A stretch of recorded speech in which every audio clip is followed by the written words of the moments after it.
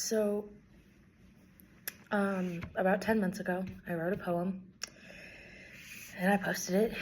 I titled it Why. And now I know I'm wearing the exact same thing. It's kind of unhelpful. This time it is March 27th when I'm recording this. I've added more to my poem, changed it a little. But I feel like the timing is a little more impactful because I was diagnosed 6 years ago tomorrow. It is March 27th. And I was diagnosed the 28th. So I thought that I should reread my poem, and I added more to the end of it because my original poem was relatively for my mom, but I don't think I managed to fully capture exactly how I feel about my mom in regards to everything that happened. So I rewrote it and I added more. I'm gonna try not to bawl while I read this, and it'll be okay. I mean, it's 6 years ago and I'm still alive, so it's probably a good thing.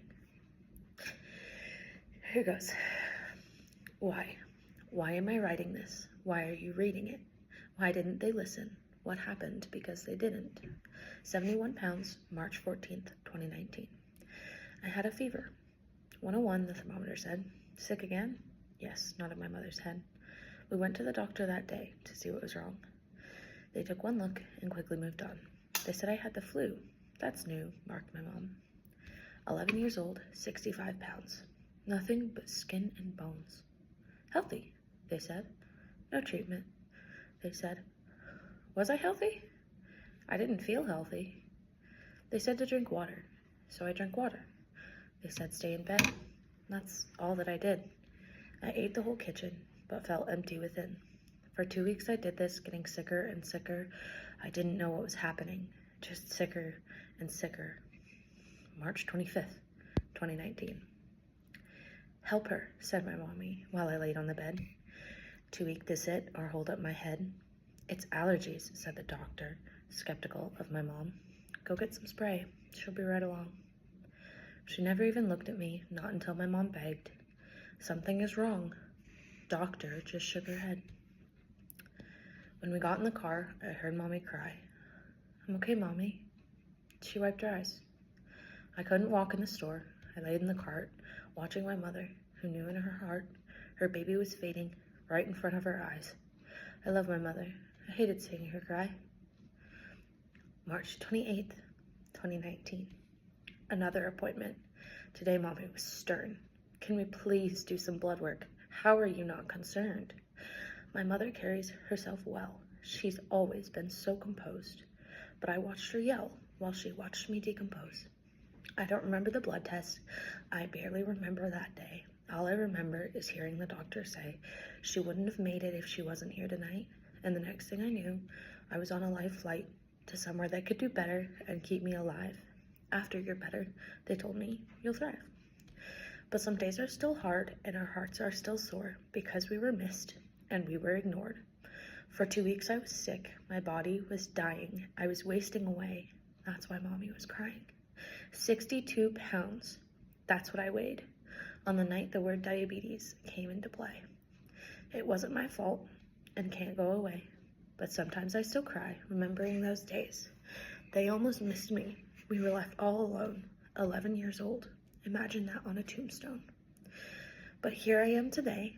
Diabetes didn't win, and although it might be forever, I will never give in because no matter what time or where, how or why, I know I can always trust my mom to make sure I survive. She saw me fading while the doctors ignored. A child was dying and they acted bored. If she didn't push and if she didn't know, I guarantee you I would be 6 feet below. She saved my life when she saw me fading and she kept on pushing what they kept evading. I love my mom because she did what they couldn't. She kept me alive when the doctors just wouldn't. So yes, it is hard and it will be forever, but I can always trust Mom to stand up for me whenever. Now, even today, when the tides start to rise, when my feelings get strong, and all I can do is cry, I know who to go to, who to ask for help. Not a doctor, not a teacher, but somebody else. Somebody who listened, paid attention and watched, heard me and listened, someone that never ever stopped. She stood up for me that day. Through those weeks in my life, she is special to everyone. She's a mom, daughter, sister, a wife. She has always been there, a safety net for my sorrows. And if it wasn't for her, I'd have no hope for tomorrow. Every year on this day, March 28th, I think of my mother, and I think of the way that through the whole thing, through the appointments and the stings, the needles and jabs, the tears and the rings, that she stood by my side, told me I was strong, said she wasn't afraid.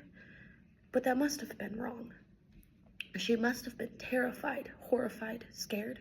Who wouldn't be watching their baby lying there? Hooked up to machines, no life in her eyes, but I only recall once seeing her cry. She never showed fear or doubt or mistrust. She kept so calm, kept me reassured. She never once faltered or whispered the words, "I'm scared for my baby. Oh, my wonderful mom." I was scared for me too, but honestly, I was more proud of my mom. So that's it. 6 years tomorrow, or today when I post this. 6 years of this, and I haven't gone a moment without knowing I had a safety net, and that was my mom. So, yeah, there's the new and improved poem. It's I think it's 9 pages. Yeah, thank you for watching all the way through it.